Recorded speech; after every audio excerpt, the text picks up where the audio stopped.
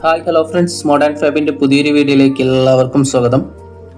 ഈ ഒരു വർക്ക് തൃശ്ശൂർ ജില്ലയിലെ കയ്പമംഗലം ചന്ദ്രാപ്പിനിയിലാണ് ചെയ്തത്. ഇവിടെ കിച്ചണും പിന്നെ അതേപോലെ വാർഡ്രോബ്, ടി വി യൂണിറ്റ് ഒക്കെ ചെയ്തിട്ടുണ്ടായിരുന്നു. അതിൻ്റെ കൂടെ പാർട്ടി ഞങ്ങളോട് ഇവിടുത്തെ ഡൈനിങ്ങിലായിട്ടാണ് അതിൻ്റെ DB ബോക്സ് വരുന്നത്. ആ ഒരു DB ബോക്സ് കവർ ചെയ്തു തരുമോ എന്ന് ഞങ്ങളോട് ചോദിച്ചിട്ടുണ്ടായിരുന്നു.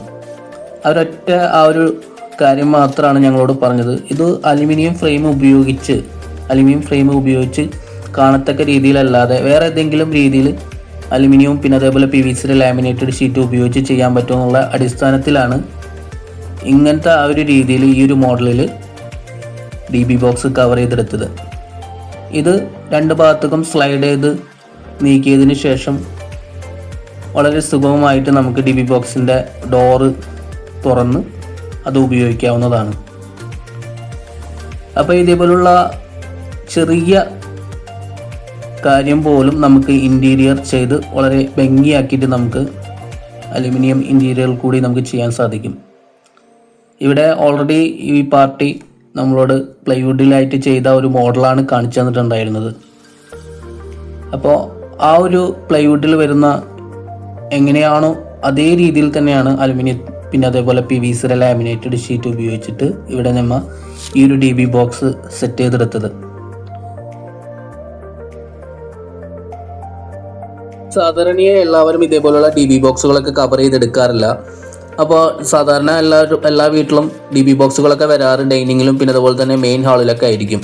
അപ്പോൾ അവിടെയൊക്കെ ഈ DB ബോക്സുകളൊക്കെ ഇതേപോലെ വരികയാണെങ്കിൽ അതിനൊക്കെ ഇത് ഹൈഡ് ചെയ്ത് കഴിയുകയാണെങ്കിൽ വളരെയധികം ആ ഒരു വൃത്തികേട് DB ബോക്സ് ഉണ്ടെന്നുള്ള ആ ഒരു വൃത്തികേട് നമുക്ക് മാറ്റിയെടുക്കാൻ സാധിക്കും.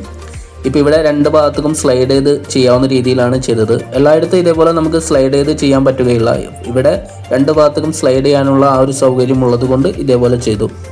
അപ്പോൾ ഇതേപോലെ ചെയ്തതിന് ശേഷം ഈ ഒരു ഏരിയയിൽ നമുക്ക് ഒരു ഫോട്ടോ ഫ്രെയിമോ പിന്നെ അതുപോലെ തന്നെ ഒരു കീ ചെയിൻ്റെ ആ ഒരു ഏരിയയൊക്കെ സെറ്റ് ചെയ്തെടുത്താൽ ഇവിടെ DB ബോക്സ് ഉള്ളെന്നുള്ള ആ ഒരു വൃത്തികേട് തന്നെ നമുക്ക് മാറ്റിയെടുക്കാൻ സാധിക്കും.